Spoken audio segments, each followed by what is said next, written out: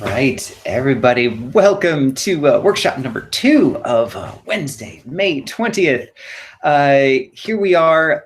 Over the last few weeks, we've been really trying to focus on how to make our online systems more easily navigable. Navigate. I haven't figured that one out. Navigable. For our students and our family, how can we make sure that students can easily find all of the links and resources and things that we need, that they need to get their jobs done? We have covered Emoji Classroom, which is one way to kind of make a virtual classroom and have like lots of links to videos and little things. And so that's one way to do it. We also covered HyperDocs, which is a way to use a Google Doc to like house all of your links and make things very easy to access. And after that, Brigitte contacted me and said, hey, I'm doing something with Book Creator. Could I share what I'm doing and how I'm using Book Creator during distance learning? And I was like, yes, please. I love seeing things that people are doing in their classroom, and Book Creator is a fantastic tool. So I thought I would give her the mic. And there she is, and you can see her, and those are her kids behind her, which is super cool. So I'm going to stop babbling, and I'm going to stop presenting, and I'm going to hand it on over to Brigitte. She can introduce herself and just take it away. All right. So I'm going to share my entire screen. It's risky, just because I know some of you will look at the tabs and totally stress out, but the tabs that I usually have open. Can you guys now see my screen? Yeah? All right, we're good to go? Perfect. So one of the things, just to review kind of the things that Chris was saying, I learned all about classrooms and then spent a ridiculous amount of time learning about it. Classroom, you can see here. I am also a Seesaw ambassador. So the things that I've worked with Seesaw and tried to encourage is to all the things that are running out, but one of the things that they're struggling with, or my parents and kids are struggling with, is how to put things in order. And I know we looked at Bitmoji class. These have hyperlinks to Seesaw. The books here have YouTubes that I made of read alouds. This is their writing assignment. This is a link to Epic after my yoga. Here's the morning message. So I learned all this. You don't want to hear my morning message. And it's a little bit glitchy, but that's the Bitmoji Classroom. And so I learned how to do that, and I thought fantastic. And then last week, Kristen Chambliss did HyperDocs, and I thought, wow, what's that to make it easier for kids? Right now, you're looking at a screen. I wanted to share first because people, what can I do with it? This is the first book that they created. Each of the kids made little videos on Seesaw. And then she updated it, and so this is a little book that she published on the web where all the readers at River Grove are teaching anybody else who reads the book words and phrases in Spanish about their pet. So she made this interactive little book to share with the kids. So I thought you guys would like to see that as a way to share. And feel free if you have questions, because I can't see you as I'm going around. If you have a question, please feel free to stop me at any time, just like a normal classroom. I don't mind. You can just pop in and ask me a question because I can't see your hands or anything. This is our digital lesson plan. These are hyperlinks. Hold on a second. Oh, yeah. Yeah. I'll monitor the chat, and if so people put stuff in, then I can echo it back to you. And also, you're breaking up just a little bit, so if anyone's having a hard time understanding or something. All right, is this better? It was fine. I think it was just bandwidth internet stuff. So, but if people are like, oh, I missed that, can you guys hear me better? All right. Okay. I'm not sure that those. You're muted now?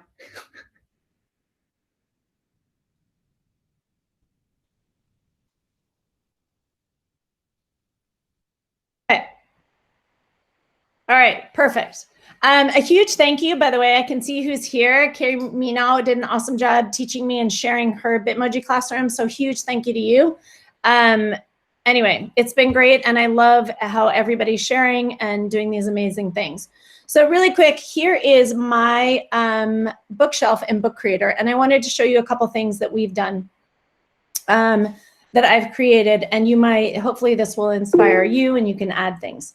So this is my bookshelf. Last week, Kristen did an awesome presentation on HyperDocs, and so I emailed her and I said, Kristen, can you send me your HyperDoc, because I really want to see if I can make it cool for you to share with your kids. So this was the HyperDoc, sort of in a Book Creator format. Here's her introductory page, and a HyperDoc, for those of you that weren't at the presentation, it's just a document and there's instructions on it and hyperlinks. So here's all her instructions. This I added as an extension. You can just click on it and it will take you, once it's published, there's a link to a web page. And I'll show you the published version in just a sec. This has embedded videos in it that are loading right now. So when you click on it, it's a little glitchy. Why isn't it going? Let's see, maybe we'll go to the published version and that should present better. This is a link to her Edpuzzle.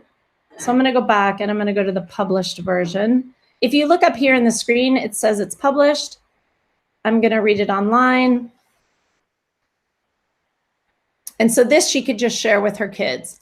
And embedded in it is, so here's her book. You can open it up. You could do voiceovers with it. There aren't any in this one. You should be able to click on the clock and it's going to take you to a time and date, because she's wants to set it for the kids as a timer, as a strategy. So I included that. This is a link to a video. So the kids could go through the entire book with just clicking through the book, just as you normally would click through a book. I'm sorry, it's not a video, it's a Google Slides presentation. So it automatically links to this Google Slides presentation that's loading. So then you could go back over. So this is how I get all these tabs open. You'll see here, this is just a screenshot of that I did, but here's a link to the guided notes that's embedded in there. I'll just show you that.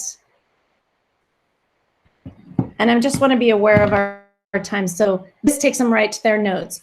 One of the things that she could do, as I shared this book with her, she could take it to the next step and she could actually create a book in Book Creator that she shares with all the kids. This would be a template and they just fill it out in their own book that she would have in the library and she could check them. You could also have it linked directly to their Google Classroom as an activity. So then I'm going to come back to the book. Here's a link to her Edpuzzle. This in science, I've seen my kids do it. So this takes them, this is a hyperlink to the activity. So it's a visual HyperDocs. So this is something that the kids would do. This is their experiment, these online experiments, which is super cool. Here's a video of a demo of the assignment. And it just keeps going. So you can see videos. I tried to make it visually appealing. Here's her, the last page. She has a calendar and I linked that calendar to the online printable one that she was suggesting that the kids look at. So that's what I did for 8th grade. You can actually merge different books. You can copy books. So let's say, oh, I really like the look of this. Can I copy it? And she would go back to her,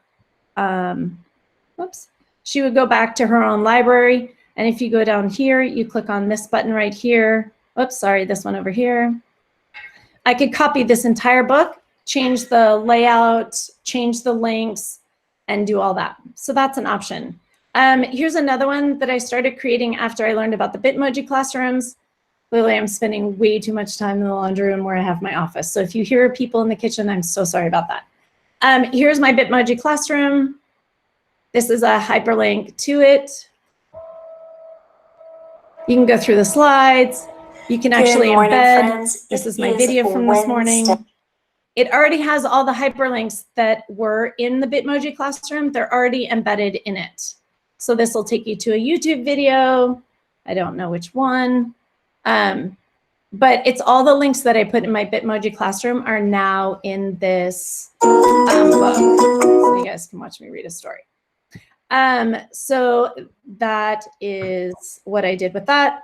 But then you're saying, oh, well, what else?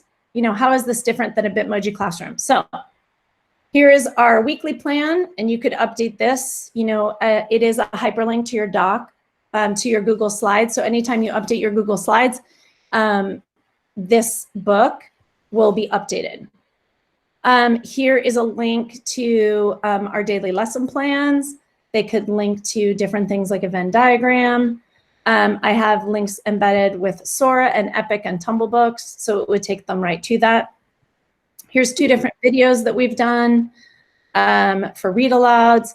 And then I'm going to talk about this in just a sec. But that's just, I did a lot of videos, as most of you, I'm sure, are doing them. So then I'm going to go back to my books. That's another one that I created. And I wanted to show you, this is something that I'm working on for summer. I'm not sure how to help parents. So here's another one that I worked on. And I just wanted to give you kind of an idea. I started it this morning at about 8. And so I just kind of wanted to show you like how much time it would take. This is about 2 hours of work where I'm just linking to other things. So I want to show you a couple of features. So here, if I click on this start here, you'll see that there's a hyperlink to it. I haven't published this online, so maybe I should do that. But let me just scroll through. I'm going to show you the pages really quick. So this is the template of what kind of my book looks like now. And then I can add and copy pages. You'll notice like, gosh, those look like similar pages. You can copy a page and then quickly change everything on it. So that's an easy way so that you're not creating everything from scratch. If I go to this page, do you see how it's in blue? The resources, it will take you to this page in the document.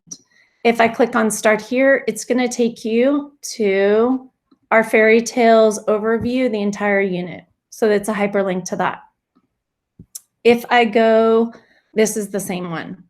I will add more different tabs to this for different things so you can easily navigate throughout the book.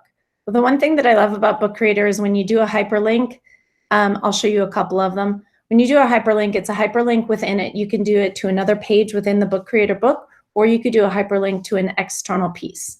So in this one, you'll see the 3 little pigs. I included the hyperlink. You can get the book at Annie Bloom's or Amazon. Powell's doesn't have it in stock. So once I share this with all the first grade teachers, and publish it online, they'll be able to go through the entire lesson plan of our entire unit, and they'll be able to access the books.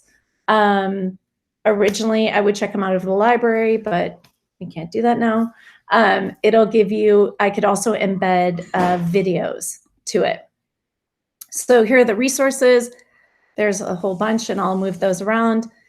This would be day 1. And this is a book that I created with the purpose of sharing it with teachers, and then teachers can make a copy of it, delete the instruction pieces, and just share it with kids. So for example, here's a day 1, here's the read aloud. I embedded the video in YouTube. They would see it much bigger, but it's a read aloud of the 3 little pigs. You could use any video, you can make a video. Here is the instructions that I did. I want to go over a couple things with the instructions. And I know I'm talking super fast, but I know that your time is precious. And so I want to make sure that I answer some questions. You'll notice this is, I chose, when I make a new book, I chose to do this as a graphic novel. And I chose to do it as a graphic novel because you have more choices with it. So I'm going to show you a couple things. You'll notice that this is a white background. And that is because when I added it, you go to plus, I'm going to go to text, and I clicked on caption, and that automatically gives it a white backdrop. And then I can change it. If I wanted to create words like I did on the first page with this, then I would go to plus, add, and I would add text. It makes it transparent. So that's an option. You can also do, different styles. But really quick, just to give you the basics, for those of you that don't know the basics, anytime you highlight something and it's in blue, sorry, done. It's in blue. I come over here, I can click information, or the inspector is what they call it, and I can change the font color. It turns up blue because it's a hyperlink. I can change the font on it. You can change it depending on what it is. So this one I used Emily's Candy because it seemed more fairy tale like. I can go, and just to give you some overviews of things that you can include. These are all just caption boxes. Here, I want to show you, this is it. A couple things that I've learned. So this I did as a hyperlink. I went over here and I said, oh, media, and I want to import, and I went to an item on Google Drive, which seems obvious. Like, oh, I want to include something from my Drive, this Venn diagram. This is what you get. You get kind of a funky version. It is a hyperlink to it, but it doesn't look great, and it has that thing on top of it. So what I did instead was I opened this document in Drive, in Google Docs, and I took a screenshot and saved it as a picture. So then when now that it's highlighted, I went to media, I went to import, I just went to files, I brought up the screenshot. I have a lot of screenshots. Let's see, desktop, I deleted them all right before you came so I wouldn't be embarrassed. But I took the screenshot of it, and then you'll notice over here when I go to the inspector that I can do a hyperlink right to a picture. So anything you take a picture of, you can just create a hyperlink. I left this in there so you could see the difference. This is a picture with a hyperlink embedded, and this is when I just add the Google Docs to a slide. I took Kristen's idea of kind of color coding things, so you'll notice that red is an activity, green is writing, blue is something passive where they're just listening to a story, not that that's a passive activity. Here is another hyperlink to the video again if you wanted to reread it. The other thing that I've been thinking a lot about is, as I do this lesson plan for teachers to share with other people, is I wanted to make sure that I had an in-class paper prep in case we're back in the classroom. And here's what I would do if I were using paper. I also included an in-class tech prep. So I started thinking like, oh, well, maybe people just want to use the classroom. It's not going to click. Hold on. Maybe they just want to use Buddy. We call the giant TV in our classroom Buddy. So maybe they just want to do that. And so this would link them to this Google Doc, and you could present it on the screen. This is comparing and contrasting, and the assignment would be take Post-its, and you could just put them on the screen. Chris, maybe you didn't hear that. I don't know if that's allowed. Anyway, it's just that instead of drawing, you could just use, we use Buddy. We say Buddy's on, Buddy's struggling, whatever. Buddy is a member of our class. So you could just use this and present this to your screen. Then the other thing that I was thinking is, well, you know, it's probably not going to get us where we need to be. I'm just going to copy this really quick. And so I also linked it to the Seesaw assignment. And so this would take you automatically to the Seesaw assignment that we've already created for our team. Here's another one. Here's day 3. Here's, you know, it would take, this is a repeat. So at this point, I know this is kind of overwhelming, and I've basically just run through this whole thing to show you guys some ideas. You can create books. I'll show you an example of some of the books that I've created. I don't need to show you. These are my libraries. This is one I created for my class. We just did opinion writing. And so I copied all their opinion stuff. I posted it here. They wrote like why you should go to Roundtable. There's a voice recording that you can do. And so if the kids did a story, I recorded their voice on Seesaw and then just imported it here to this so that you could hear their voices. And then we've published this book to the web so that you guys We can click on it. Hold on. Just to give you guys an idea of what it looks like.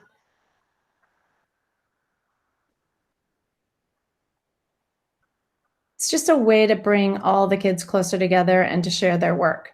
Sort of like the Spanish class did with their little videos. You can embed Flipboard. You can embed, if there's an app that you use, you can embed it pretty much in into a book creator book. So all these stories are read to kids. They just click on it.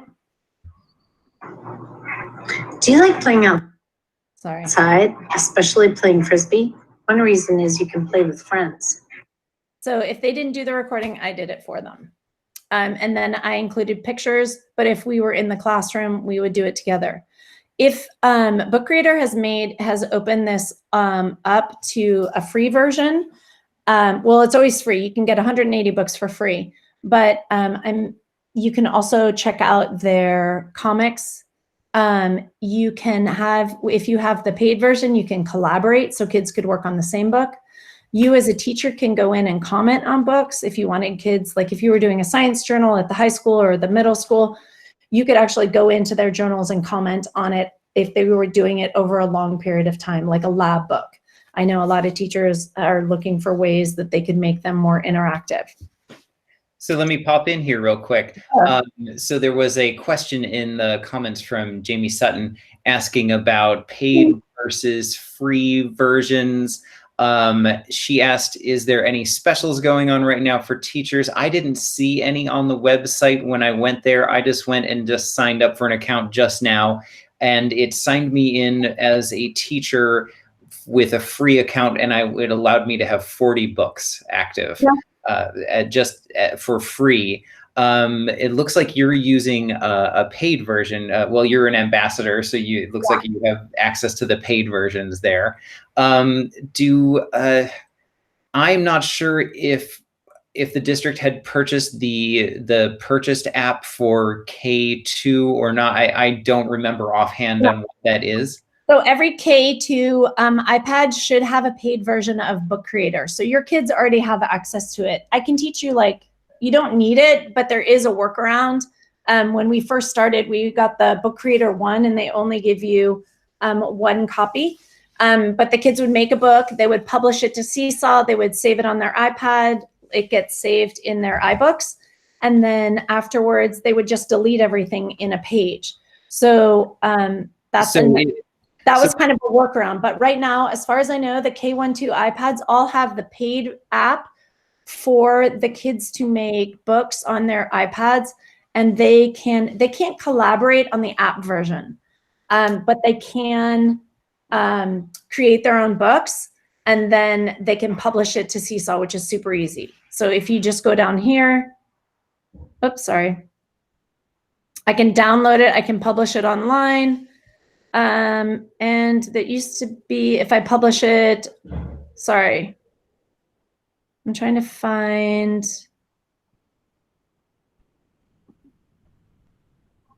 the piece where it's a little bit, I'm used to using the ones on the iPad. On the iPad, it's just you click on the bottom and it automatically says, do you want to upload it to Seesaw? And you say, yes, I do. So that's on the iPad version. Yeah. Definitely two different, the web version, which if you have Chromebooks, your students probably will be accessing it through the web version if they were doing that. And it looks like Brigitte, you were saying that you could actually collaborate on it, kind of like a Google Doc, that you could all work together on the same book. So that's great. iPad, yeah, you can't do that. But other great features about drawing on the screen and all that. I think I recall that all iPads in 1st and 2nd grade should have had the paid version of Book Creator on it, but double check with CNS. Double check with CNS and ask them about if we have that. So Jamie, just send a ticket to them and see if for some reason it didn't get pushed to you, because sometimes apps don't get pushed out or they get stuck. So other things. So it looks, I'm just trying to wrap my head around, we saw a lot of stuff here. So I'm trying to wrap my head around it. Like the first thing the thing that we were just talking about is like how to have students actually use Book Creator as a project to share their work and to share their thinking. And I think it's an amazing thing to do when we're like, how do we assess students more than just a multiple choice test when it comes to distance learning? Having them make a book is a great idea. And Book Creator is a really easy and free way that you could have them make a book. It's a little more exciting than a slideshow. So I'm trying to look it up really quick. My kids actually made at first grade, we do informative books, and they actually all made an informative book. And they were able to do hyperlinks within it. Some kids put videos. These guys are 6, 7. They put videos that they found online into it. So Chris, if you want to chat for a minute, I can look that up. I can stop presenting so you guys don't need to watch me. So while Brigitte is looking for her examples here, so examples of student work and using Book Creator as an assessment, the other things that she was showing us is how to use it as a way to organize your classroom. So you can have like one post, and then the post goes to your book. And then your book is like a little mini textbook for the week. So you have a weekly snapshot at the beginning, and then each day there were other activities that you could have all your links to. So to reduce the number of posts in your Seesaw class or in your Google Classroom class, you could just create a little textbook for each week saying, hey, here's the stuff that you need, and it doesn't take too long. You could do the same thing with Google Slides. You could start it with a Bitmoji classroom, and then each slide could be a different day of the week, and kids could work through your slideshow. But this is a little bit nicer because you get to flip pages, and yeah, it all depends on what platform you're most comfortable with. You like Bitmoji Classroom? Go for it. You like Google Slides? Go for it. You like HyperDocs? Awesome. You like Book Creator and your kids like Book Creator? Go for it. Like, we're just trying to show you lots of different ways that you can think about organizing the links and materials for your classroom. So, yeah. I didn't want to make you guys dizzy while I'm scrolling through looking for his book. So, any other questions about Book Creator while she's looking for some of their stuff, aside from do we have licenses and where are they? But definitely talk to CNS on that. Any other questions about like how her kids are using Book Creator or how she's using Book Creator to organize her classes? Feel free to put it in the chat.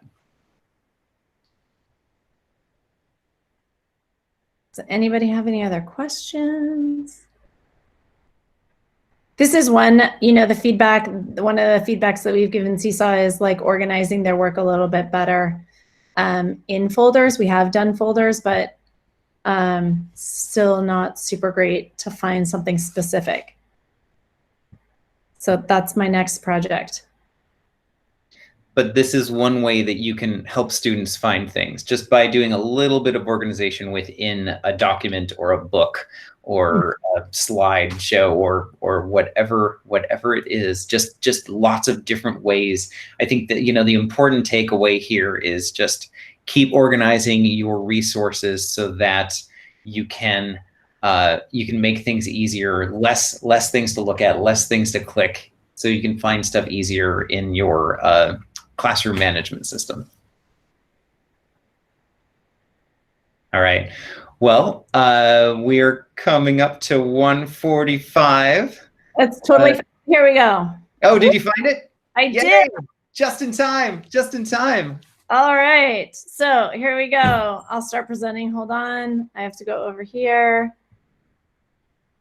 So I'm sorry I'm taking up your time. Don't apologize for being awesome. Okay, your entire screen. I know it's a little bit weird presenting because nobody talks, and when does that ever happen? Good night. Okay, so here's an example. This is one of my students. I'm going to make this full screen. Took me a while to find it because it was back in March. Here is his little video that he made. This is his book. We posted it as a video, and this is their habitat. He included all these different pictures. We tried uploading it twice. So this is something that a 7-year-old did in February and March.